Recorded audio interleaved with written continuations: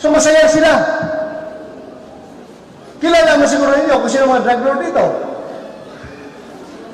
Ano, gusto niyo patayin? Gusto niyo patayin? Patayin niyo. Pwede ba kayo pumatay? Wala ba kayo man ang biktima? Kami, nasa pulis kami, kailangan namin maghanap ng ebidensya. Kailangan namin kung ano-ano gagawin namin para lang mapin down itong mga gago, mga drug lord na ito na matagal nang nagpakasasa, matagal nang nagpayaman at your expense sa inyong ikikinasira. Kaya ngayon, kung gusto ninyo, kilala mo yung sino drug lord dito, di ba? Puntahan ninyo, buhusan nyo ng gasolina, yung bahay, sindihan ninyo. Pakita ninyo na galit kayo sa kanila. What do you make of the PNP chief statement calling on drug dealers to burn down the houses of drug lords? Parang doesn't that perpetuate a environment or culture of violence? Again, let me bring it back. They consider the PNP chief. The PNP chief has taken on also part of the role of the action arm of the president, who has taken on the role of parens patriae. He is saying he's really calling out.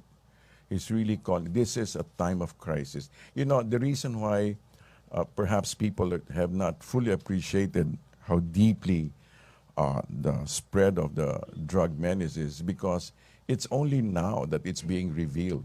For the longest time, it was either ignored or not attended to, and so people are not aware of the depths. It's only now. And that's why he's making a large, loud call. So even that, I would say, is a call. It's not an incitement to kill. It's a warning. It's a heads up. And DOH, yes. Thank you. Ina Andolong, CNN Philippines. Hi, sir. Going back to the statement of the PNP chief, I just want to clarify, is his statement sanctioned by Malacanang? I mean, do you share the same call para sunugin yung mga bahay ng mga drug lords? No, I think it's very obvious. There's no such statement that, come on, let's burn down all the houses. It's a passionate call. It's a passionate call to resist.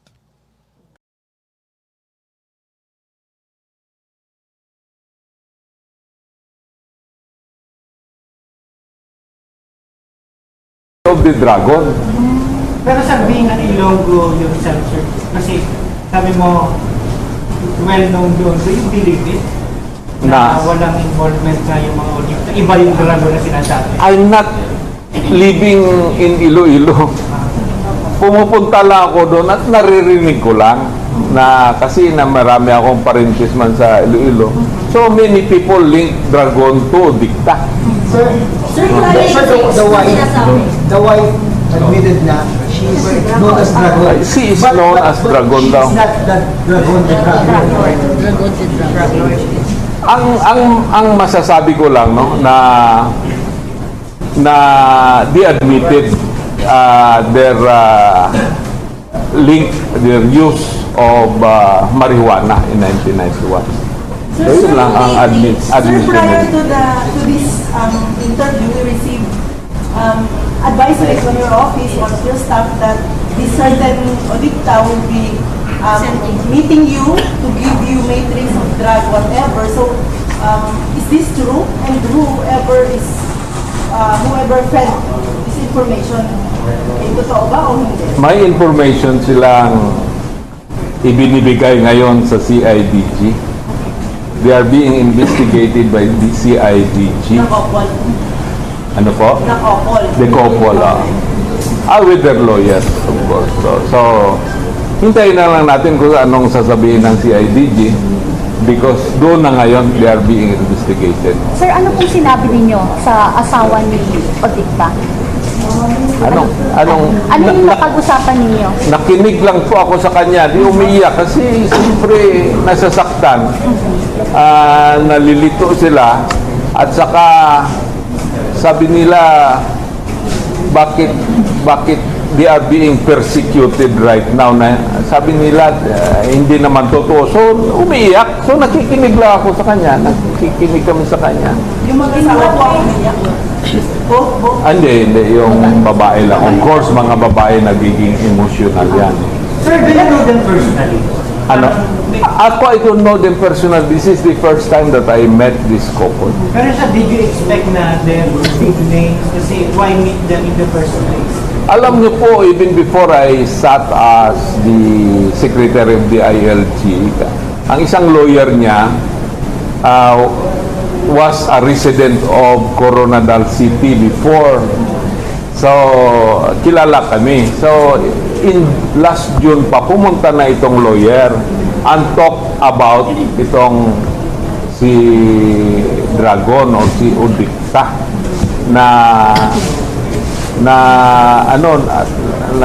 ano sabi niya, parang nasasaktan, na nag-tense na siya dahil he is being suspected as ganyan nga, drug lord.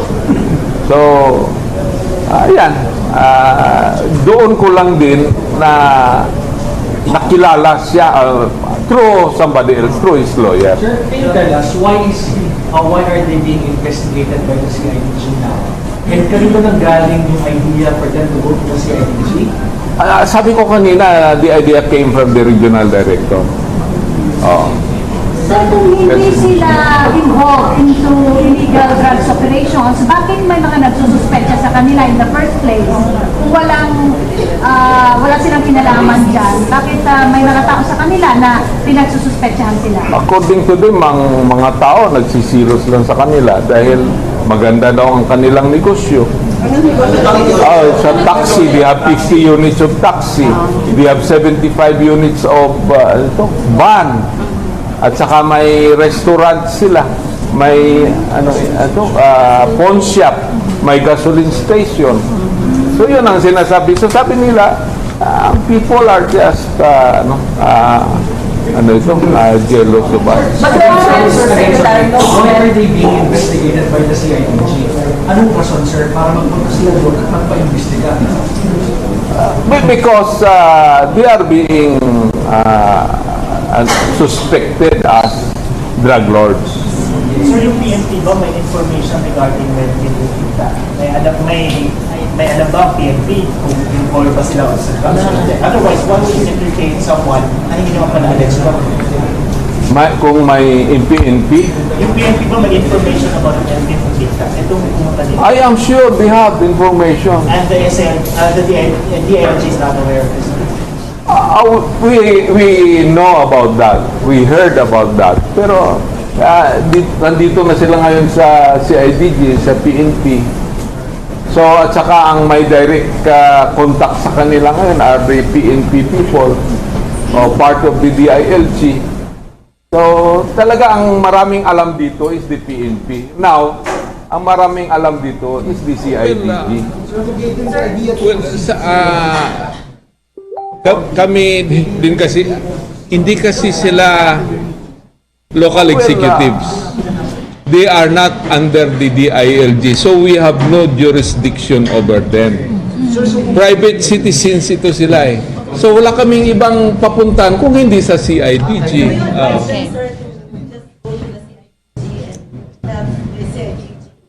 Yes, they agreed. Sabi ko sa kanila, why don't you go to the CIDG and have yourselves investigated? You tell them who you are. If you want to say something to them, say it to them. So, kaya pumunta naman sila sa CIDG. Sir, sinabi nyo kanina na may documents silang ibinigay sa CIDG. Ano po tong mga documents? Well, confidential po ito. Hindi natin maano. So, maybe kung hintayin na lang natin kung ano ang masabi ng CIDG doon sa ating presidente. And it is best that the president gives the announcement kasi malaki yung impact kung si presidente talaga Nakita niyo ba yung document? Kaya nga sabi ko, confidential yun. Maybe whether I saw it or I have it, but that remains to be very confidential. But this has something to do with illegal drugs, sir? Kaya highly confidential. So hindi... Elaborate yung sinabing why are they being persecuted? May natatanggap na ba silang threats? Oo, kaya nga sabi ko, kaya nga nag-tumar, ano eh, he's taking, ano eh, Gamot. uminom ng Xanor.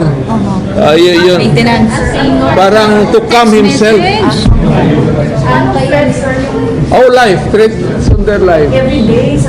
Hindi rin natin alam, pero siguro malaki ang threat. Kasi naga-Xanor siya eh, Sir, dagdag lang na tanong, di ba sinabi nila may taxi, may van, may ano, will you be checking their lifestyle, will you be checking the sources of their income, all of this kababayan? Well, I think so because they submitted themselves for investigation sa CIDG. It's up to the CIDG. So sige, last, okay, last. Last na lang.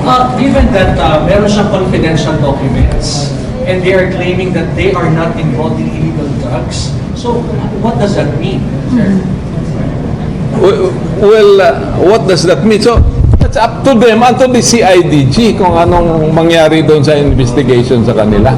So, hindi rin natin malaman kung ano talaga ang ano. Sir, yung document ay hindi naman about drugs. Paano naging masyadong confidential itong dokumento na to? Yung dokumento lang naman nila is about their properties and all. I don't think... Kaya nga, confidential yung mga documents na binibigay nila eh. So, hindi natin, let's not insist na ito related on drugs. There are many things that are confidential. Not only... They did not involve in sa drugs, pero they shared information of some people who are involved in drugs. Tama ba? that's confidential naman. Huwag naman nating pilitin naman. So ilang pages yung document? Ha? Ilang pages? Hindi natin alam. Confidential. So, sorry. Thank you very much. Okay, thank you very much. Sir, salamat. Ayan,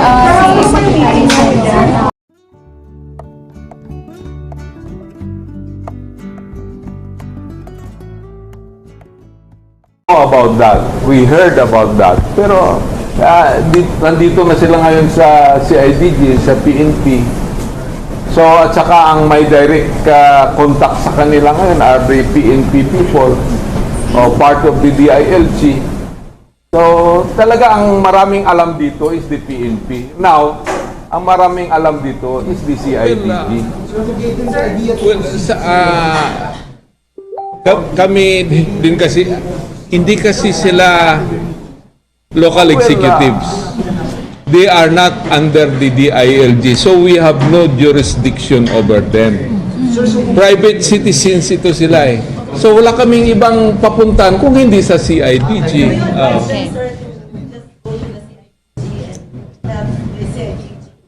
Yes, they agreed. Sabi ko sa kanila, why don't you go to the CIDG and have yourselves investigated? You tell them who you are. If you want to say something to them, say it to them. So, kaya pumunta naman sila sa CIDG. Sir, sinabi nyo kanina na may documents silang ibinigay sa CIDG. Ano po itong mga documents? Well, confidential po ito. Hindi natin man. So, maybe kung hintayin na lang natin kung ano ang masabi ng CIDG doon sa ating presidente. And it is best that the President gives the announcement kasi malaki yung impact kung si Presidente talaga Nakita niyo ba yung document? Kaya nga sabi ko, confidential yun. Maybe whether I saw it or I have it, but that remains to be very confidential. But this has something to do with illegal drugs, sir? Kaya highly confidential. So hindi... Elaborate yung sinabi ko. So, is this true? And whoever fed this information, totoo ba o hindi? May information silang ibinibigay ngayon sa CIDG. They are being investigated by the CIDG. Nakopol. Ano po? Nakopol. The couple. With their lawyers, of course. So, hintayin na lang natin kung anong sasabihin ng CIDG because doon na ngayon they are being investigated. Sir, ano pong sinabi ninyo sa asawa ni Odicta? Ano yung napag-usapan ninyo? nakinig lang po ako sa kanya, di umiiyak kasi siyempre nasasaktan. Nalilito sila at saka sabi nila bakit they are being persecuted right now na sabi nila hindi naman totoo. So umiiyak. So nakikinig lang ako sa kanya. Nakikinig kami sa kanya. Yung mag-asawa po ako niya. Hindi. Yung babae lang. Of course, mga babae nagiging emotional yan. Sir, do you know them personally? Ano? Ako, I don't know them personally. This is the first time that I met this couple. Pero sir, did you expect na they're big names? Kasi why meet them in the first place? Alam niyo po, even before I sat as the secretary of the ILG, ang isang lawyer niya was a resident of Coronadal City before. So, kilala kami. So, in last June pa, pumunta na itong lawyer and talk about itong si Dragon o si Udikta na sabi niya parang nasasaktan na nag-tense na siya dahil So masaya sila. Kilala mo siguro ninyo kung sino mga drug lord dito. Ano, gusto niyo patayin? Sino patayin? Patayin niyo. Pwede mo kayo pumatay dahil wala ba kayo man ang biktima. Kami, nasa pulis kami, kailangan namin maghanap ng ebidensya. Kailangan namin kung ano-anong gagawin namin para lang mapin down itong mga gago, mga drug lord na ito na matagal nang nagpakasasa, matagal nang nagpayaman at your expense sa inyong ikikinasira. Kaya ngayon, kung gusto ninyo, kilala mo yung sino drug lord dito, di ba? Puntahan ninyo. Buhusan nyo ng gasolina. Yung bahay, sindihan ninyo. Pakita ninyo na galit kayo sa kanila. What do you make of the PNP chief statement calling on drug dealers to burn down the houses of drug lords? Parang doesn't that perpetuate a environment or a culture of violence? Again, let me bring it back. They consider the PNP chief. The PNP chief has taken on also part of the role of the action arm of the president, who has taken on the role of parens patriae. He is saying he's really calling out. He's really calling. This is a time of crisis. You know, the reason why perhaps people have not fully appreciated how deeply the spread of the drug menace is because it's only now that it's being revealed.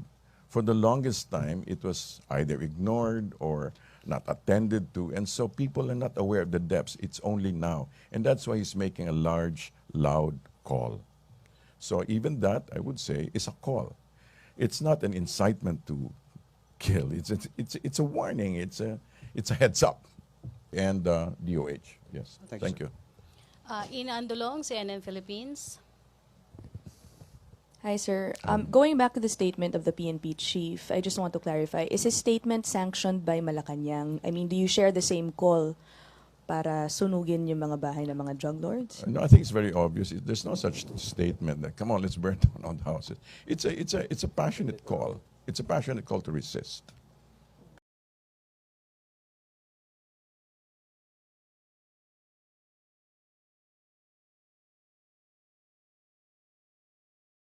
of the Dragon. Pero sir, being an Ilonggo yourself, sir, kasi sabi mo, well-known doon, do you believe it? Na walang involvement na yung mga Odipta? Iba yung Dragon na sinasabi. I'm not living in Iloilo. Pumupunta lang ako doon at naririnig ko lang na kasi na marami akong parintis man sa Iloilo. So many people link Dragon to Dikta. Sir, the wife admitted na she is known as Dragon. She is known as Dragon daw. She is not that Dragon the Dragon. Ang masasabi ko lang no na they admitted linked their use of marijuana in 1991. So yun lang ang Sir, admission. prior to this interview, we received advisory from your office or your staff that this certain audicta will be meeting you to give you matrix of drug, whatever. He is being suspected as ganyan nga, drug lord. So, ayan, doon ko lang din na nakilala siya through somebody else, through his lawyer. Sir, can you tell us why are they being investigated by the CIDG now? And kanino nanggaling yung idea for them to go to the CIDG? Sabi ko kanina, the idea came from the regional director.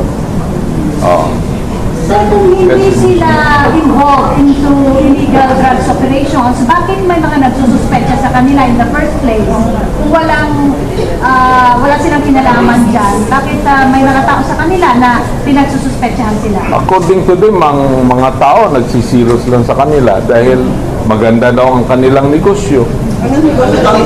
Sa taxi, they have 50 units of taxi. They have 75 units of van. At saka may restaurant sila. May pawn shop. May gasoline station. So yun ang sinasabi. So sabi nila, people are just jealous of us. Why are they being investigated by the CIDG? Anong rason, sir, para magpunta sila doon at magpa-imbestiga? Because they are being suspected as drug lords. Sir, yung PNP ba may information regarding Melvin Lupita? May alam ba ang PNP kung involved ba sila sa drugs? Otherwise, why would you entertain someone na hindi naman pala alleged ba? Kung may PNP, Yung PNP ba may information about Melvin Lupita? Itong pumunta dito. I am sure they have information. And the DILG is not aware of this? We know